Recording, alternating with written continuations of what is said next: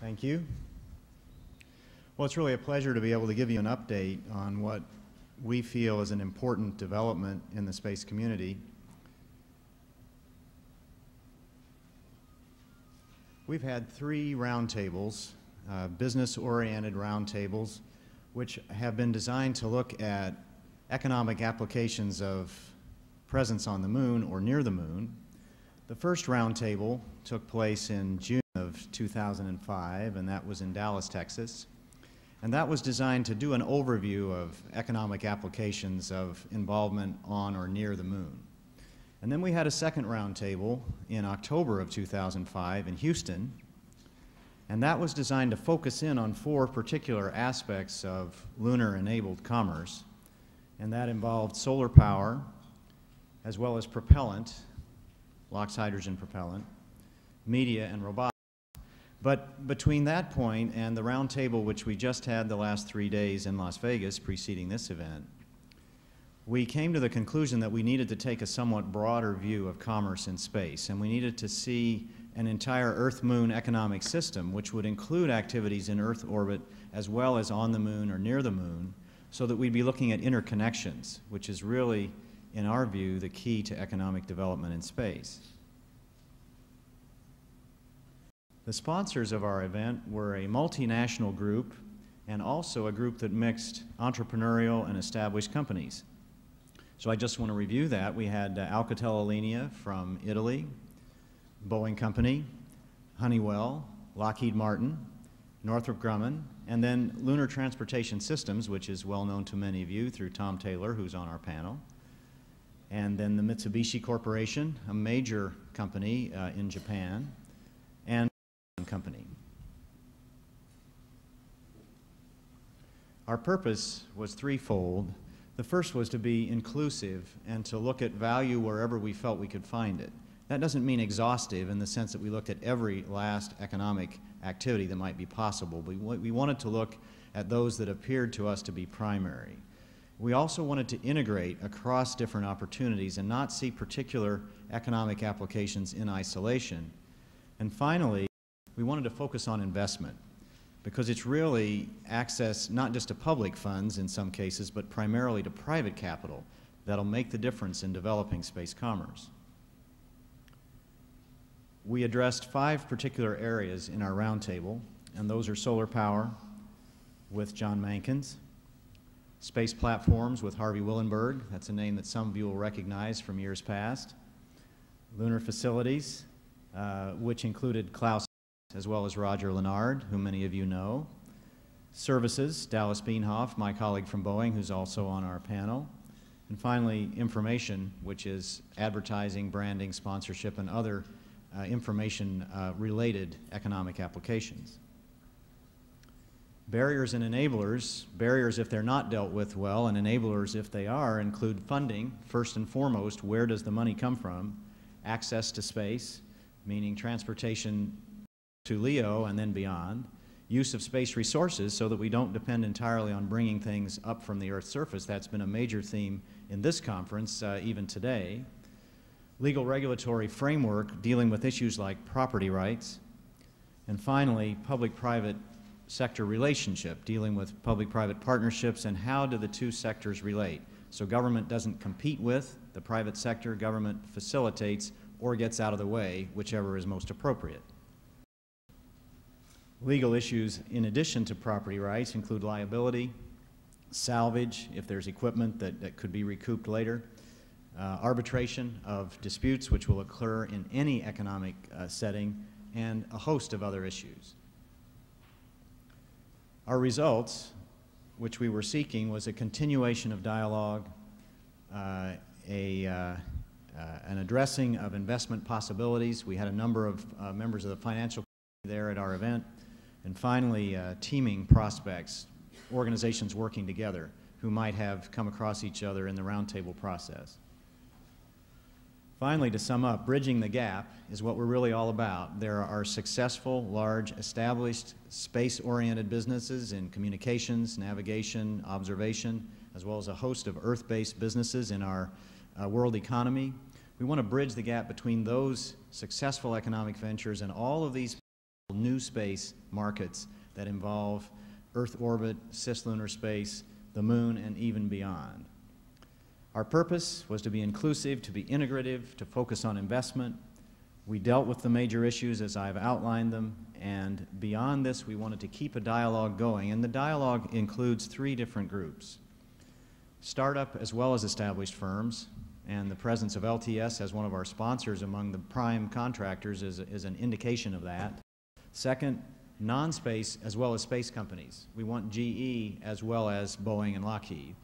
And finally, international as well as U.S. companies. Why not have Mitsubishi involved as well as Raytheon? Let me say a little bit about the nature of the event. These are small, invitation-only, discussion-oriented events. We try to invite a cross-section of individuals from different industries, different sectors, some entrepreneurial, some established, some elsewhere.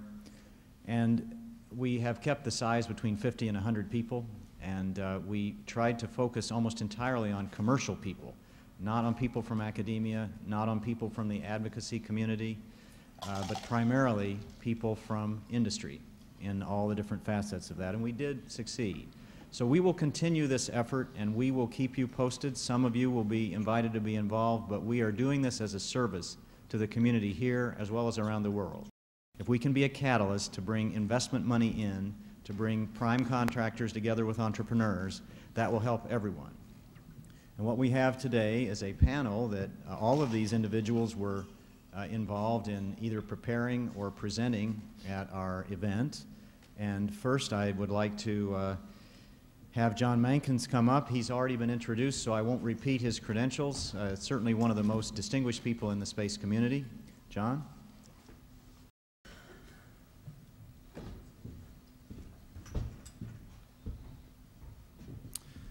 Thank you, Paul. I'd like to spend just a few moments chatting with you this afternoon on a rather accelerated basis about space solar power and about the Splinter session that we had during the last several days in the Space Commerce Roundtable on that subject. There's an absolutely fantastic build-up at our luncheon just a few moments ago. I'd like to use the at least 10 seconds to encourage you, if you have not already planned to stay through Sunday, to stay through Sunday. And there will be a panel on this subject in somewhat more detail. And the question is, which of these is the enter button? There it is. Okay. Because of the press of time, I'll just mention or highlight that, of course, solar power satellites as a concept emerged from the many technology advances that were made after the Second World War through the 50s into the 60s. Several giants in the key technologies, people like Peter Glaser, who invented the solar power satellite, and Bill Brown, who invented the Rectenna. But also another key champion was Tom Paine, former national administrator, who in fact observed in the report that he issued from the National Commission on Space some 20 years ago that space solar power systems could, if they can be successfully realized, become almost the ideal new space industry, providing potentially enormous benefits and markets and leading to the large-scale utilization extraterrestrial resources. Of course, there is a tremendous need for new energy sources, not just in the United States, but globally. In the last year, the global demand for raw materials has surged.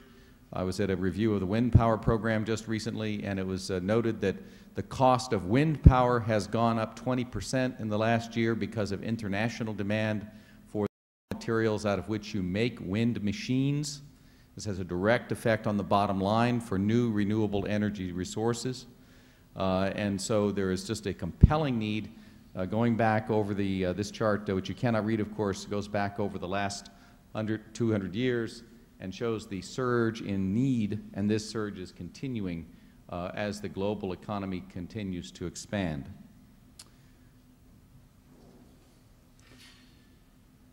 our panel looked at both, see if I can get it. Our panel looked in some detail at solar power satellites, but looked more broadly at space solar powered systems and technologies. On the preceding chart, which takes about 20 minutes to explain, you get a feeling for the complex network of interrelationships associated with space solar power systems. It's just like any other major energy infrastructure. You see the same network of complex relationships in the global petrochemicals industry. Several ideas have been put forward over the last several decades for how energy for the Earth might be brought back from space, including farther term ideas like helium-3, ideas like building solar power transmitters on the lunar surface, or the idea of building large solar power satellites in geostationary Earth orbit using in the mid to far term extraterrestrial materials, in particular those from the moon.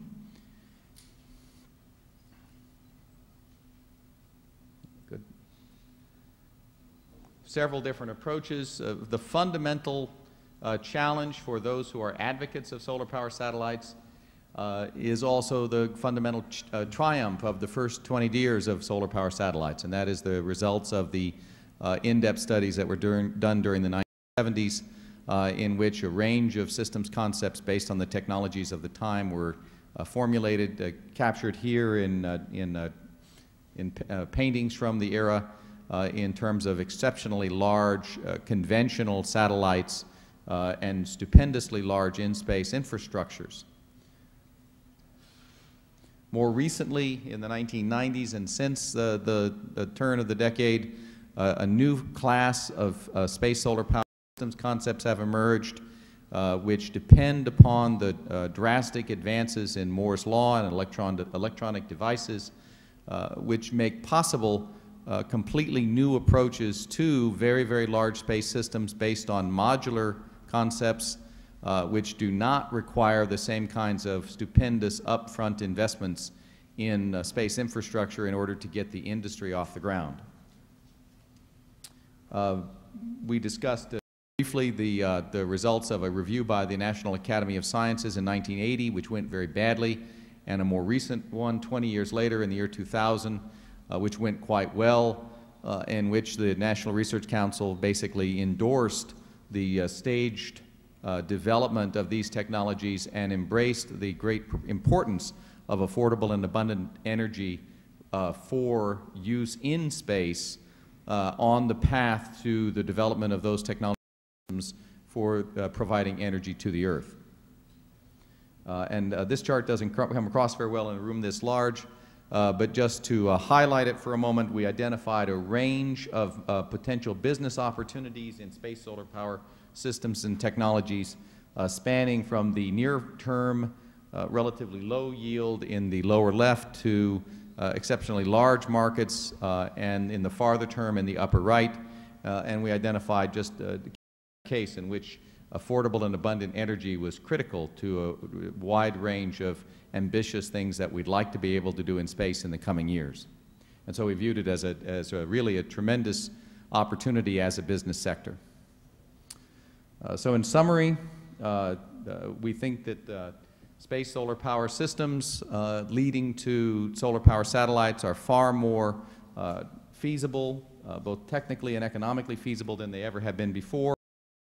There's a number of primary systems, primary market opportunities for these kinds of systems, including power for human exploration activities that are driven by policy, power for electric propulsion to move all sorts of hardware around in space, and power for solar power satellites. And we believe that there's a very close relationship to planning for a wide range of secondary systems and secondary businesses, including Earth transportation, in-space servicing, and so on. And ultimately, we believed as a Splinter group that affordable and abundant energy is certainly needed to transform our future in space, to enable our future here on Earth, and that space solar power is one of the key options to develop in the coming years. Thank you.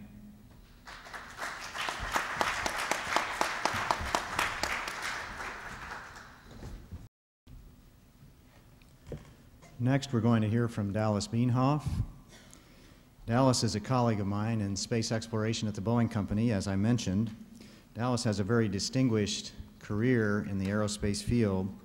He has over 30 years of experience in the industry, and over 20 years of that period has been devoted specifically to space architecture studies.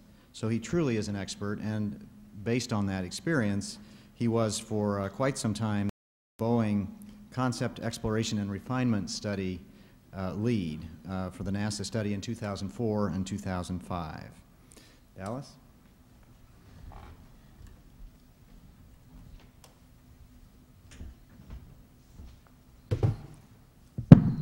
Excuse me, I have to bring my crib notes so I can remember what I'm supposed to say on time to meet Paul's requirements. Thanks, Paul. What I'd like to do is share a scope of one of our 5 sessions at the Lunar Commerce Executive Roundtable. The session name is rather vague, but the scope included propellant depots, transportation, those that are complementary to the NASA architecture, communications and navigation, and transportation hubs. And in this vein, think truck stops along the interstate or anywhere near a major metropolitan area where crew and cargo, or passengers and cargo, change modes of transportation. This is the NASA recommended architecture for exploration. Some of you love it, some of you hate it, but most of you do know it. No matter, it is our starting point. NASA Administrator Mike Griffin has stated in many public forums that there are opportunities for commercial space industry in this architecture. He has provided value to NASA numbers that establish a basis for the upper limit on gross revenues. He has identified quantities of propellant that NASA could purchase from a depot if it existed. But remember, the architecture does not need this depot, and it is not on their critical path because NASA cannot afford to rely on third-party suppliers outside of their contractual realm to help them meet the President's milestones that he stated in the vision for exploration. I encourage each of you to read and reread Administrator Griffin's from the AAS annual meeting in Houston last November and his comments at the National Space Symposium in April of this year. Not only does he identify propellant quantities and value to NASA, he presents a long list of other potential goods and services NASA could purchase in support of exploration if they are available. And don't forget, the propellant needs in LEO will more than double when human Mars missions begin. A good opportunity has more than one customer, even if that one customer brings the bulk of the business. Therefore, we need to look for other potential customers so we can develop business-to-business sales in addition to business-to-government sales. Lunar Transportation Systems, Inc., represented by Tom Taylor at our panel, is one such other customer. A different approach than NASA's to moving goods to the moon, but one that could use propellant in space. On a per-mission basis, the need is small based on this concept. But given an established lunar base with I forgot, failure-driven, needs or other needs for frequent on-demand supplies, then a commercial package delivery service to the moon such as this could require as much propellant as the NASA architecture requires in a single mission. Another potential customer is Bigelow Aerospace. You've heard about him already this morning. He's speaking here tomorrow to the conference. They have their first subscale expandable test on orbit. Picture in the upper right-hand corner was the first one posted on their website earlier this week, or perhaps it was late last week. There are now video clips on their website taken during the expansion process. When Bigelow Aerospace first came online, their stated goal was to provide a lunar cruise industry. People in cruise ship-like accommodations traveling to the moon and back on a regular basis. Should Bigelow Aerospace be successful in this vision, their propellant and logistics demands will far exceed those required by NASA for lunar exploration. Bigelow Aerospace is also sponsoring a $50 million America's Prize for demonstrating the ability to launch and dock with such a facility so that he has a means to get people and goods to his station once he's able to fly that. Patrick Collins, in 1999, a noted futurist and space tourism expert, presented this view space tourism industry in 2030. 70,000 people in space, daily scheduled trips to the moon, multiple hotels in LEO, in various orbits, and several propellant and water depots in cislunar space. One I think we would all like to live in today. Truly a long-term growth prospect. These are the potential markets where business opportunities exist, the NASA architecture in the near term, and the upside potential driven by these other visionaries. Now that we've seen the market drivers, let's look at the opportunities. Here are several pictures representing different propellant depot solutions on a scale necessary to support the 800-pound gorilla market driver, the NASA exploration architecture. That is the opportunity. Our job is to find a way to develop and demonstrate the ability to operate a depot before we can capture the NASA market. We must also be able to operate the depot, pay for the propellant delivery, plan for and implement growth paths, amortize the development costs, and make a profit while selling the product to NASA and others for a price less than the value to NASA quoted today. Given a depot, there is also a complementary opportunity, which is transportation. The catch here is that the opportunity must provide delivery to space for a price much, much less than the propellant value in LEO to NASA. In order to be a sufficiently large differential between the delivery cost and the sales price for the depot operator, whether they are purveyors of propellant, food, water, atmospheric gases, or other commodities. Here are 3 examples of companies explicitly pursuing launch capability development with the express purpose of providing affordable access to space. SpaceX launch prices are posted on their website, and Kistler had similar prices posted prior to being acquired by Rocketplane. Loral is developing the Aquarius, which you can read about in the spacereview.com site, which is targeting much lower cost to orbit based on higher failure rates because all they're delivering is worthless commodities from the Earth standpoint, that is propellant or food. Their value is gained by getting them to LEO. And of course, Boeing, Lockheed Martin, and other current launch service providers can also be commodity transporters to LEO if, big if, our launch prices can come below the threshold necessary to support the required sales price to the customer in LEO. The other opportunity is communications and navigation. This is the NASA concept today. It is network-based in some regards. We have many communication companies today operating in space, providing Earth-to-Earth comm links. Is there a business capturing the NASA and other potential customer demands to be made given the existing commercial communications infrastructure? Can that coverage be extended to the moon, to Mars? To be determined. Stand by. And finally, in the long term, under the Patrick Collins vision especially, there will likely be a need for transportation hubs where vehicles can be serviced, passengers and cargo can transfer from one type of vehicle to another, such as LEO, Earth to orbit only, ascent, descent at the moon or Mars, cislunar transporters, interplanetary transporters, or simply as a place to service large space observatories located in Sun-Earth L2, for example. These nodes will both be an opportunity, that is to emplace them, operate them, and lease out your services, or as a market driver, as a market driver for logistics supply. They will need propellant, they will need food, they will need transport services. So, to summarize, NASA has defined an architecture for exploration. They have stated there are commercial opportunities within that architecture that are needed to enhance its sustainability. Propellant depot, transportation, comm and nav, and transport nodes are but 4 we discussed earlier this week during our roundtable. Mike Griffin has said that if it is available, NASA will use it. It is up to us to identify, define, and implement those business concepts that exploit these opportunities and provide it to NASA and others. Thank you.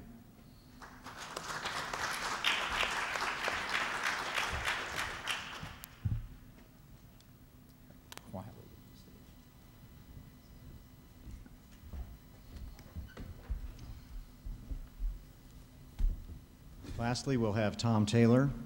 This is a name known to many of you. Tom is a very effective and active entrepreneur What many of you may not realize is that Tom had a career of 14 years in civil engineering, and he was very heavily involved in the success of the Prudhoe Bay, Alaska North Slope oil facility. And then he has had a career of 28 years with various space entrepreneurial activities. The most notable that may be best known to you would be SPACEHAB. He holds a key patent that came out of that effort. And so without further introduction, Tom. Thank you, Paul. Thank you. I'm going to look through a couple slides here, and then we're going to go to a 5-minute video, and I think we'll finish in great shape here. We are a commercial space startup company. That means a team of people get together and start a new business that could pay back the investors that invest in it. On a third or fourth company here, so we do this routinely. It takes about a decade for each company. We're now suggesting a propellant driven vehicle that goes from low Earth orbit to the surface of the moon and returns. The basic concept I'll show you, we'll look at a color animated video. We need to get our nose under the tent. We believe public-private partners provide that opportunity.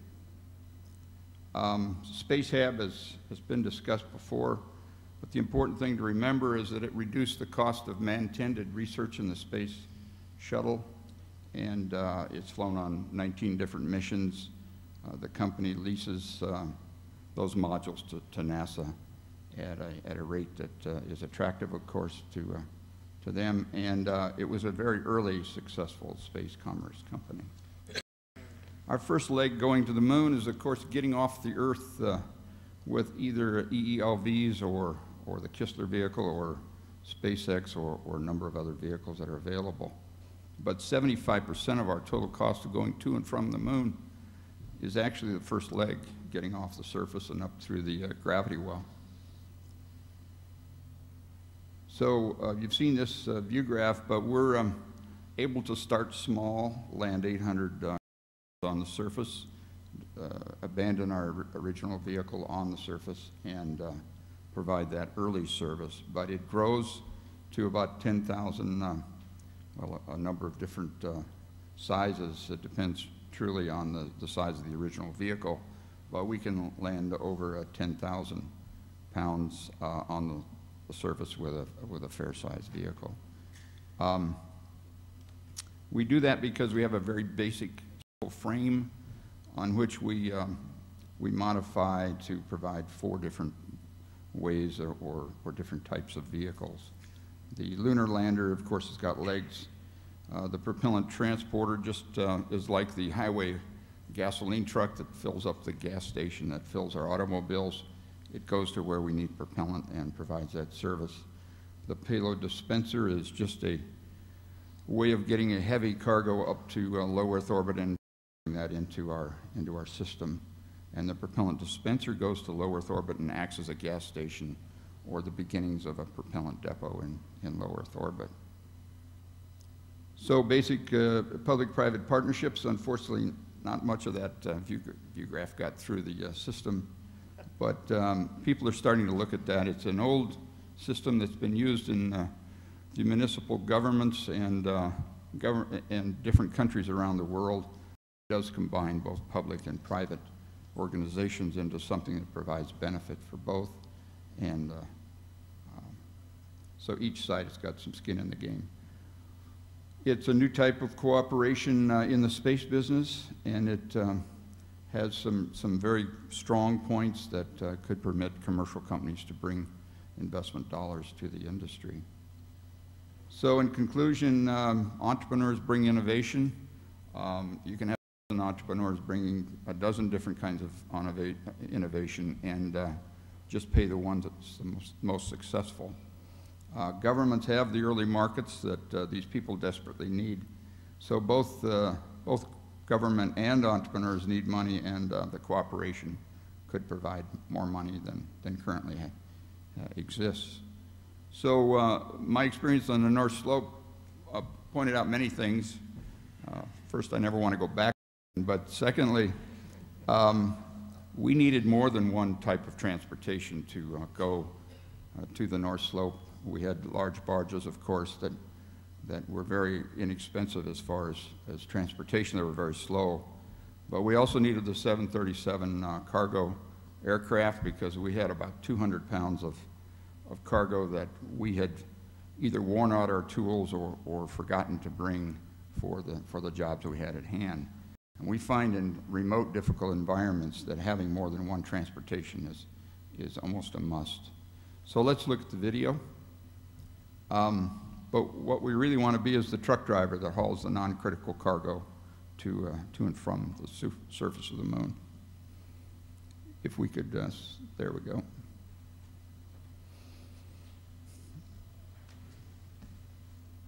This is a video that's on the website, lunartransportationsystems.com. We launch with a Delta II or any number of other vehicles. We're actually very scalable as far as the payload bay diameter. And we launch into low Earth orbit, and then our vehicle hardware takes over, comes out of the shroud. You can see the legs on the side of this vehicle and also the rocket engine that isn't lit up yet. The small puffs are attitude control. Our second launch is going up with the next item that we need. And so we assemble in low Earth orbit, which is a little bit new. We've been looking at the propellant depot as a possible place for us to emerge into and to grow into. The small white container looks a lot like an ocean-going container. It took us 50,000 years of mankind's evolution to find an ocean-going container. We think that a container simplifies the integration process. Here the two launched payloads are finding each other, rendezvousing, docking, and are preparing to transfer the payload off onto the lunar lander vehicle. Now there's enough payload to get us there. Depending on the size of and the weight of the payload, we need different amounts of propellant each trip. So there's a lot of flexibility in our system. The early system would land about 800 kilograms on the surface of the moon. But once the system evolves and grows, we feel we can increase that a great deal. Now the payload carrier is just discarded, but in our studies of the payload of the propellant depot, we find that we can save or salvage some of this air, which has invested energy in it, and use that to build a platform on which we can form other businesses. So this is the third thing, the payload, the propellant transfer payload carrier. This has the propellant tanks on it. It also has an engine, and so it is going downrange or toward the moon to provide a filling station for us in our later.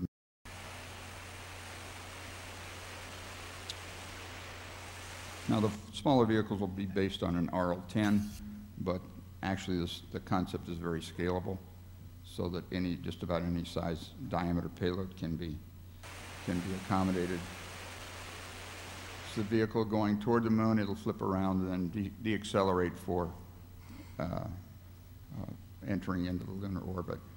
Now we're showing here that we somehow reorient these vehicles.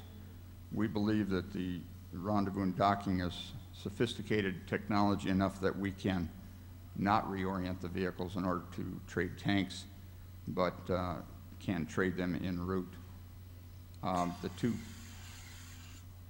payloads come together. The tanks are transferred using relatively simple robotics, and the tanks start out as disposable, but we have already looked at how we'd reuse those tanks both on the lunar surface as a container that could be used for something else, or once we find propellant production effective on the lunar surface, we could refill these tanks, and that would add a different and an increased capability to our system. So we're transferring hydrogen tanks here, and then we look down to the oxygen tanks, which are considerably heavier propellant.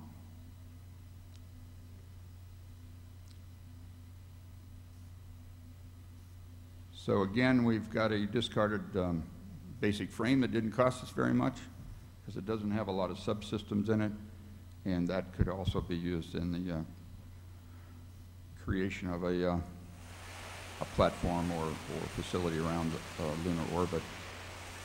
So the vehicle is toward the moon, flips around, begins to decelerate, and deploys the landing legs, and goes around the moon. I guess we were one of the companies that circumnavigates the moon and lands on the lunar surface. And we finished in good shape. 6 minutes ahead of schedule, Paul. Good work, panel. Thank you.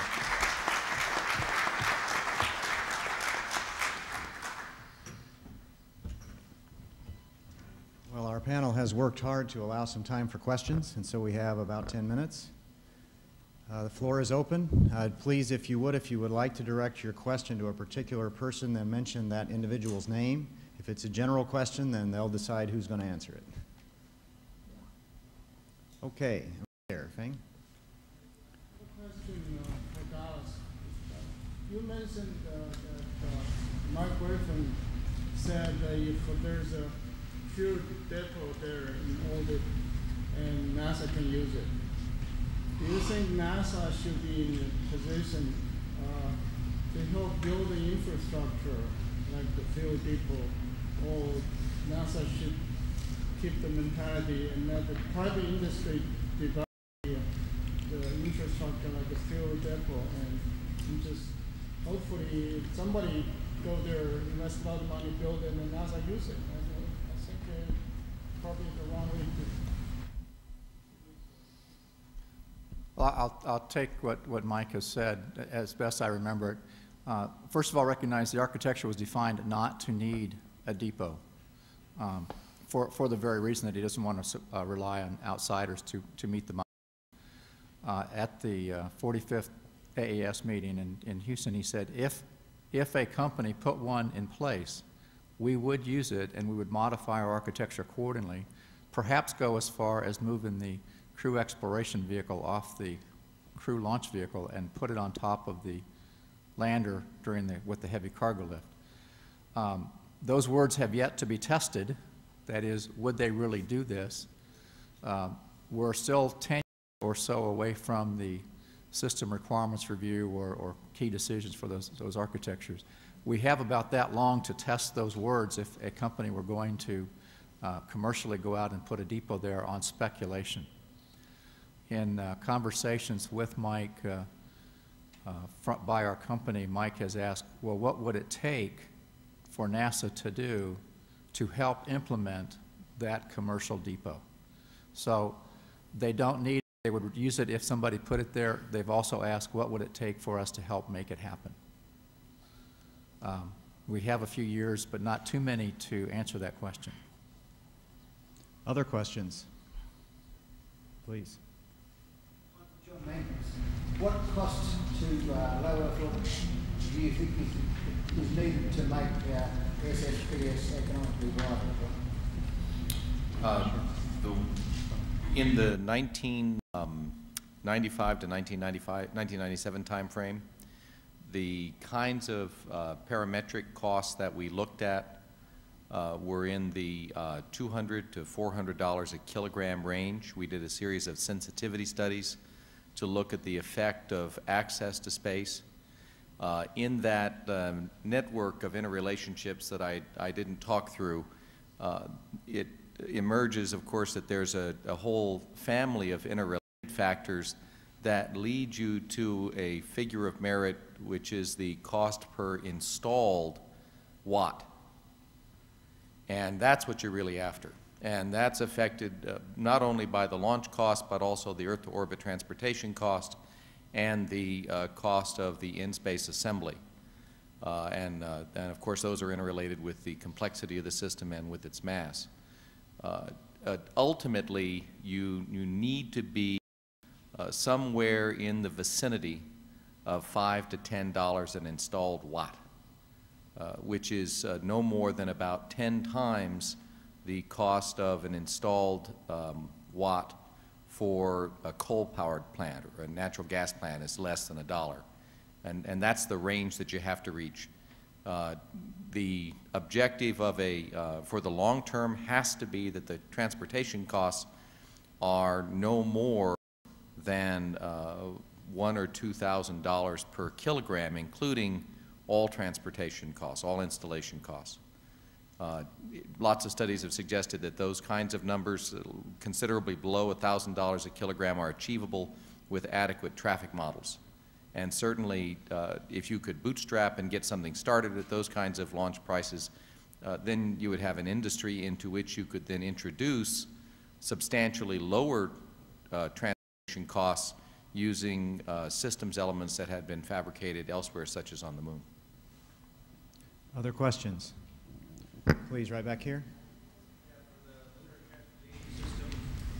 Maybe I misread it, but I thought that earlier in the slide it said non-cryogenic propellants, and then later you're talking about liquid or hydrogen and oxygen. Is that a liquid or a gaseous state in those tanks? No, those are liquid cryogenic propellants. We've got a tank design that approaches the propellant supply problem in a different manner.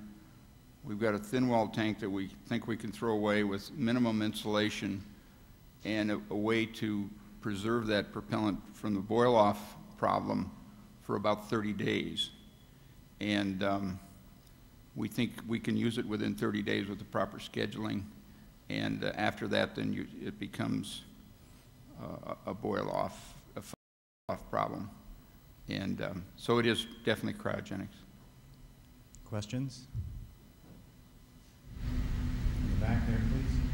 Yeah, John, I presume you're looking at photovoltaic, not Stirling cycle engines on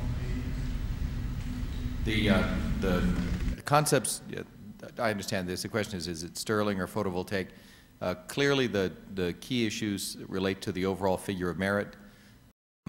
Given the rather dramatic advances in photovoltaics and thermal photovoltaics in recent years, they're now far ahead of thermodynamic engines in terms of overall conversion efficiency.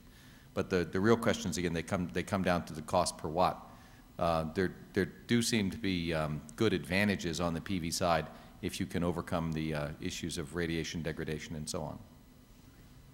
I think we have time for one or two more. Over on the side there, on the left.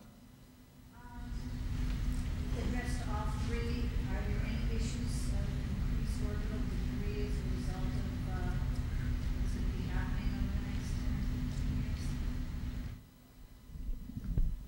I think that's a possibility with micrometeoroid and debris up there already that could damage the systems. But our designs would have to take into account the regulations today that require systems to deorbit themselves or mitigate any debris impacts they might add to the environment. Then we had another question, I think the gentleman in the far left. I was just curious, Mr. Taylor, about if there was any magnetism between in that video, and also as far as the sensors that are used when you land, what kind of sensors, as far as making sure that it's a stable landing, you don't just land in any kind of incline. Well, there is an element of danger in landing. Maybe Buzz is in the room and could give us a little bit on that. But we do use a magnetic line-up coupling device with cones going into to holes so that we get the proper alignment. So we do use a magnetic device to hold those two together and then to have them rotate around. So I'd be glad to explain more. Okay, I want to be sure we schedule, so thank you very much.